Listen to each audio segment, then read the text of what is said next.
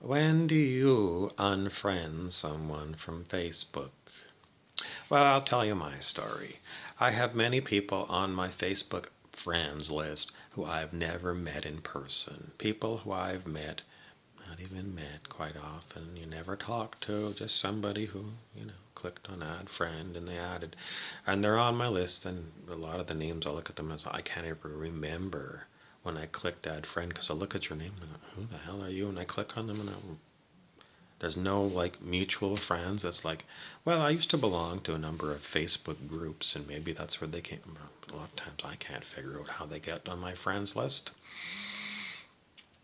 But, what do I do? Well, people who are constantly posting things that I'm tired of, like, it's election time and in the USA, and it's like slinging dirt on Democrats or Republicans. What I do is I unfollow these people because I don't want this garbage coming up on my feed every day. I don't like the Democratic Party or the Republican Party, and I don't want to see it every day. So I unfriend them and then I don't see them. I not unfriend, I unfollow them.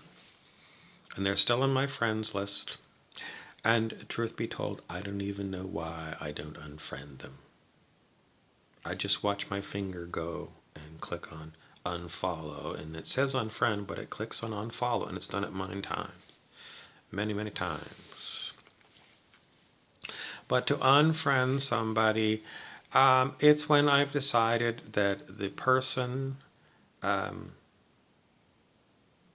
is not worthy of being my friend. And how does that decision get made? Pretty much the same way. My finger goes along and sees this pick list, and it's got unfollow and unfriend, and the finger goes to unfriend.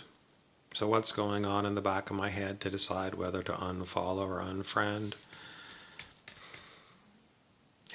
It's not known to me. The decision making that happens with this body mind is not usually in my conscious mind. It's in my subconscious mind. And as I've explained on this channel before, the letting go of control process for me included the letting go of control of what the body does. So I let go of control of what the body does.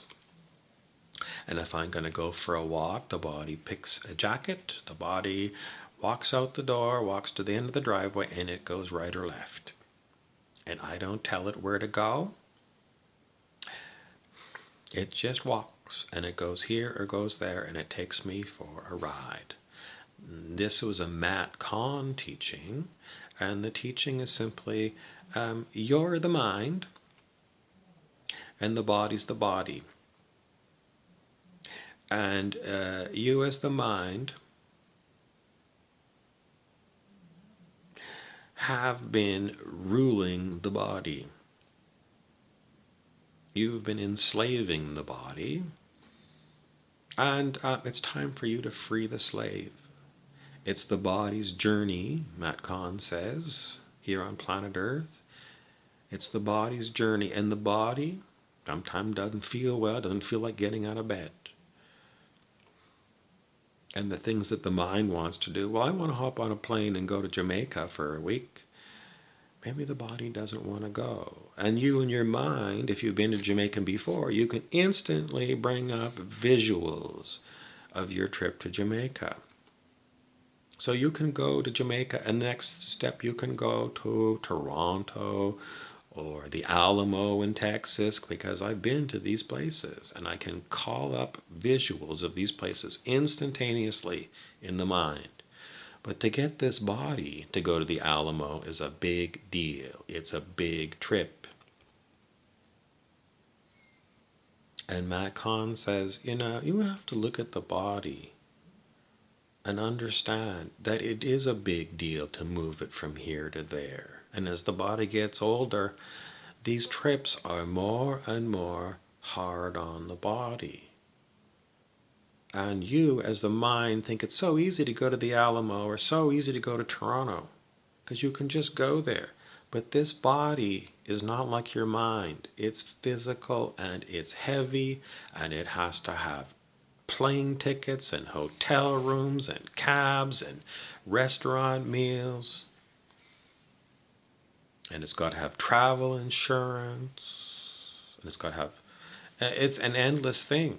And Macon says, it's really selfish for you as the mind to tell this body what to do.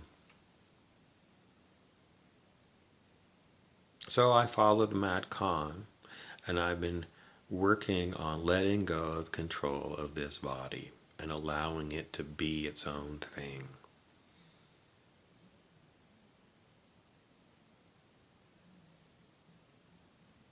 And I feel better about myself.